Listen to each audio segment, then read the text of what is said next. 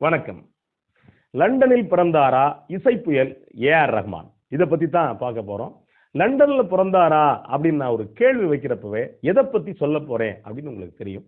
பொதுவா இசைப்புயல் ஏ.ஆர். ரஹ்மானுக்கு மேல எனக்கு ஒரு அளவு கடந்த ஒரு மரியாதையும் பாசமும் உண்டு. என்ன காரணம் அப்படின்னா, எவ்வளவு உயரத்துக்கு போனா கூட ரொம்ப அமைதியா இருக்கக்கூடியவர். அது தன்னை பத்தின எந்தவித இந்த மாதிரி அலட்டல், நான் பெரிய ஆளு அப்படின்னு எந்த வகையிலும் சொல்லாத ஒரு மனிதர்.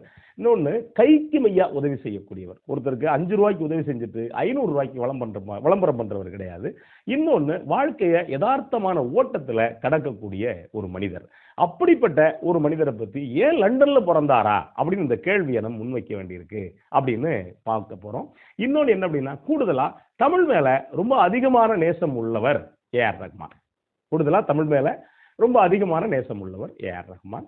இன்னும் சொல்ல போனா எல்லாருக்குமே தெரியும், ஆஸ்கர் வாங்கிட்டு எல்லா புகழும் இறைவனுக்கே அப்படின்னு சொல்லிட்டு கையை நீட்டி அப்படி சொன்னவர். ஏன் உலக அரங்கத்துல தமிழ் மொழியை உச்சரிச்ச மிகப்பெரிய பெருமைக்கு உரியவர் இசைப்புயல் ஏ.ஆர். ரஹ்மான். அப்படிப்பட்டவர் லண்டன்ல பிறந்தாரா ஏன் அப்படின்னு நம்ம ஒரு கேள்வி கேட்கணும் அப்படின்னா, சமீபத்தில் அவருடைய ஒரு நேர்காணல் பார்த்தேன். அந்த நேர்காணலை எடுத்தவங்க டிடி அப்படின்னு சொல்லக்கூடிய திவ்யதர்ஷினி அப்படின்னு நினைக்கிறேன். இந்த நேர்காணல்ல ஒரு சில விஷயங்கள் அவர் சொல்லியிருந்தார். சொல்றப்ப என்ன அப்படின்னா, இசைப்புயல் ஏ.ஆர். ரஹ்மான எல்லாருமே பெரிய பாய் அப்படின்னு சொல்லுவாங்க.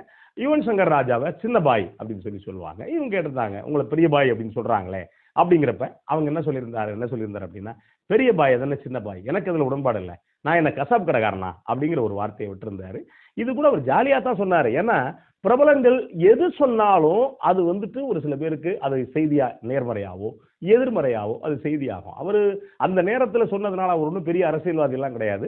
அவர் ஒரு மகா இசைக்கலைஞன். அவர் சொல்றதுல அதை நம்ம ஒரு பெருசா எடுத்துக்க வேண்டியதில்லை அப்படின்னு வச்சுங்களேன். அது அவருடைய சொந்த விருப்பம். பொதுவா பாய் அப்படின்னாலே கறிவற்ற ஆட்கள் நினைக்கிறது இருக்கு பார்த்தீங்களா, இதை விட வேற ஒரு கொடுமையான சிந்தனை வேற ஒண்ணும் இல்லை. அது ரஹ்மானுக்கே இருக்குங்கிறது அது இன்னும் கூடுதல் அப்படின்னு வச்சுக்கோங்களேன். அவர் என்ன கணக்குல அர்த்தத்துல சொன்னாரு அப்படிங்கிறது வேற. இதுல நம்ம சொல்ல போறது, அவருடைய நேர்காணலை நீங்க முழுசா கேளுங்க. இப்ப ரஹ்மானுடைய ரசிகர்கள் என்னை திட்டுவாங்க. கண்டிப்பா திட்டுறதுக்கான வாய்ப்புகள் நிறைய இருக்கு. அது காரணம் என்ன அப்படின்னா, நான் சொல்ல போற விஷயம் தான். ஏற்கனவே ரஹ்மான் ரசிகர்கள் என்ன சொல்லுவாங்க அப்படின்னா, இவர் இளையராஜா வெறியறியா, இளையராஜாவை பத்தி இப்போ பயங்கரமா பேசுவார் அப்படிம்பாங்க. நீங்க இசைஞானி இளையராஜாவுடைய அரசியல் நிலைப்பாடு குறித்து என்னுடைய பேட்டிகள் நீங்க வேணா எடுத்து பாருங்க. இப்ப அந்த சேனல் இல்ல. எடுத்து பார்த்தீங்கன்னா தெரியும். அவருடைய இசைக்கு தான் நான் ரசிகனை ஒழிய அவருடைய அரசியல் தன்மைக்கு நான் ரசிகனே கிடையாது. அதுக்கு நான் முழுக்க முழுக்க விமர்சனம் பண்றேன். அதனால ராஜா சாருடைய ரசிகர்கள் ஒரு மேல நம்மளை திட்டினாங்க. இப்போதைக்கு ரஹ்மானுடைய ரசிகர்களும் நம்மளை திட்டினா அதை பத்தி நமக்கு எந்தவித கவலையும் கிடையாது. நான் போய் ஏஆர் ரஹ்மான்ட்ட எனக்கு ஒரு பாட்டு கொடுங்க, பாட போறேன் அப்படின்னு சொல்றது கிடையாது. ஒருவேளை கொடுத்தாருன்னா அப்புறம் பார்ப்போம். ஒருவேளை எழுதுறதுக்கான வாய்ப்பு கொடுங்க அப்படின்னு நான் கேட்க போறது கிடையாது. அதுக்கான இதுக்கு 99.9% குறைவு அப்படின்னு வச்சுக்கோங்களேன். வந்தா அது காலம் சூழல் அது எல்லாத்தையும் பார்த்துக்கலாம். இப்ப அந்த நேர்காணல்ல திவ்யதர்ஷினி அவங்க அப்படிதான் நினைக்கிறேன் அவங்க பேரு, பேட்டி எடுத்தாங்க. ஒரு பேட்டினா எப்படி இருக்கணும் அப்படின்ட்டு, ஜாலியா பேசுறேன் பேர்வழி அப்படிங்கிற பேர்ல சம்பந்தம் இல்லாம சிரிச்சு சம்மந்தம் இல்லாம ஆஹான்னு சொல்லிட்டு அவங்களுக்கு நிறைய அனுபவம் இருக்கலாம், அது வேற, நம்ம அதை பத்தி குறைய சொல்லல. அவங்களுடைய இந்த நேர்காணல்லையே ஏறத்தாழ ஒரு ஒரு 10% 15% தமிழ், ஒரு 25 கூட வச்சுக்கோங்க. இது 75% முழுக்க முழுக்க ஆங்கிலம். அதுல ஆஹா ஊஹு ஏகே ஐ ஓஹோ வரைக்கும் வந்துச்சு. அதுல வந்துட்டு எனக்கு என்ன சொல்றது தெரியல. ஒரு சில நேரத்துல நீங்க சத்தத்தை அதிகமா வச்சு கேட்டா கூட சமயத்துல அந்த அம்மா பேசுறது புரிய மாட்டேங்குது. ஒருவேளை நமக்கு ஆங்கிலம் தெரியலையா, இல்ல யூடியூப் பாக்குறவங்க முழுக்க எல்லாருமே ஆங்கிலத்தை படிச்சுட்டு தான் வரணுமா, இல்ல படிச்சுட்டு வரணும்னா யூடியூப் பார்க்க கூடாதா, இல்ல இந்த யூடியூப்ங்கிற தளம் யாருக்கான தளம்? முதல்ல இது ரொம்ப முக்கியமான விஷயம். யூடியூப் அப்படிங்கிற தளம்ங்கிறது எளிய மக்களுக்கான தளம். மற்றவங்க வேற இடத்துல நெட்ல படிக்கிறவங்க வேற மாதிரி படிச்சுக்குவாங்க. அப்ப எளிய மக்கள் கேட்கிறப்ப நீங்க என்ன யோசனையில ஒரு நேர்காணல் எடுக்கிறீங்க? ஒண்ணு அது அந்த அம்மா எடுக்கிறது. அப்புறம் இசைப்புயல் ஏ.ஆர். ரஹ்மானுடைய அந்த நீங்க எடுக்கிறது தெரியும். அவரை பத்தி தமிழ் மேல ஏகப்பட்ட மதிப்பு கொண்டவர். ஆனா அது எப்படி நீங்க நிரூபிப்பீங்க? அவர் ஒரு அந்த நேர்காணல்ல ஒரு விஷயம் சொன்னார். என்ன சொன்னார் அப்படின்னா, நான் தமிழ் படங்கள் அதிகமா பார்க்கறது இல்லை அப்படின்னாரு. இந்த முன்னாடி நடிகை எல்லாம், அந்த நடிகைகளுக்கும் ஒரு வித்தியாசம் இல்லையோ நமக்கு யோசிக்க வேண்டியிருக்கு. என்ன அப்படின்னா, ஒரு நடிகை எல்லாம் சொல்லுவாங்க, நீங்க ஒருவேளை நீங்க நடிக்க வரலாம் என்னவா இருப்பீங்க? நான் ஏர் ஹோஸ்டஸ் ஆயிருப்பேன். ஏன் டீ கடையில் டீ ஆத்திருப்பேன்னு சொல்ல வேண்டியதானே? அதே மாதிரி தான் என்ன சொல்றாரு அப்படின்னா, நான் தமிழ் படங்கள்லாம் பார்த்தது கிடையாது, என் படத்தை தாண்டி பார்த்தது கிடையாது அப்படிங்கிற ஒரு வார்த்தை அப்படி போட்டு போனாரு. நீங்க தமிழ் படங்களே பார்க்கலன்னா அப்படின்னா என்ன அர்த்தம்? தமிழ் படங்கள் மரியாதைக்குரிய திரைப்படங்கள் இல்லையா? நீங்க இசையமைச்ச படங்களை தாண்டி மற்ற படங்கள்ல ஒண்ணுமே இல்லையா? ஏன் நீங்க தமிழ் படத்தை பார்க்க மாட்டீங்க? நேரம் இல்லையா? இப்படி பல கேள்விகள் கேட்க வேண்டியிருக்கு. அவர் ஒருவேளை இதுக்கு பதில் சொல்லலாம். அது ஏன் விருப்பம், உன் வேலையை பாரு அப்படின்னு சொல்லலாம். ஒரு பொது மனிதரா இருந்துகிட்டு, இந்த சமூகம் நேசிக்கக்கூடிய ஒரு கதாநாயகனா இருந்துகிட்டு, இப்படி இந்த ஒரு சொல்ல வேண்டியது இல்லை அப்படின்னு நான் எதிர்பார்த்தேன். இன்னொன்னு, இந்த நேர்காணல்ல நான் முழுசா பார்த்தது திவ்யதர்ஷினிக்கு இணையா ஆனா ரஹ்மானுடைய பேட்டி கலகலப்பா இருந்தது. அதுல ஒன்றும் மாற்று கருத்து இல்லை.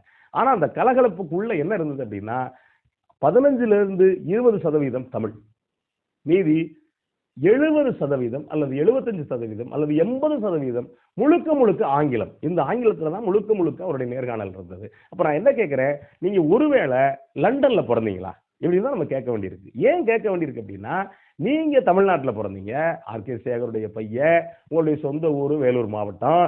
இப்படி நீங்க ஒருவேளை நீங்க வந்து சென்னைக்கு குடிபெயர்ந்திருக்கீங்க, அப்பா குடிபெயர்ந்துட்டாரு. ஒருவேளை நீங்க தமிழை நேசிக்கிறீங்க, தமிழை நேசிக்கிறப்ப ஆங்கிலம் வரலாம். ஒன்னும் இன்னைக்கு இருக்கக்கூடிய சூழல்ல ஆங்கிலம் வரக்கூடாது அப்படின்னு யாரும் கட்டளை போட முடியாது. ஏன்னா நம்மை மீறி இந்த சூழல் வந்து நம்மளை ஆங்கிலத்துக்கு தள்ளிருச்சுன்னு வச்சுங்களேன். ஆனா ஒரு மக்கள் தலைவர்களா, மக்கள் நேசிக்கக்கூடியவங்களா இருக்கிறவங்க இதுக்குள்ள விதிவிலக்கா இருக்கும். அப்பதான் வந்து, ஏன்னா ஒரு இசையமைப்பாளர் அப்படிங்கிறவரு எனக்கு ஏறத்தாழ இன்னைக்கு வரைக்கும் நீங்க கவனிச்சு பாத்தீங்கன்னா, அவரு சினிமாவுக்கு வந்து கிட்டத்தட்ட 30 வருஷத்தை தாண்டிடுச்சு. இத்தனை வருஷங்கள்ல இன்னைக்கு வரைக்கும் அந்த இடத்தை விட்டு கொடுக்காம இருக்கக்கூடிய ஒரு இசையமைப்பாளர். அப்ப பொதுவா எல்லாருமே என்ன பண்ணுவாங்க அப்படின்னா, ரசிகர்கள் வந்து இவங்களை தலைவர்களா தான் பார்ப்பாங்க. இசை ரசிகர்களுக்குன்னு ஒரு ஆற்றலுக்கான ஒரு மனப்பான்மை இருக்கும்.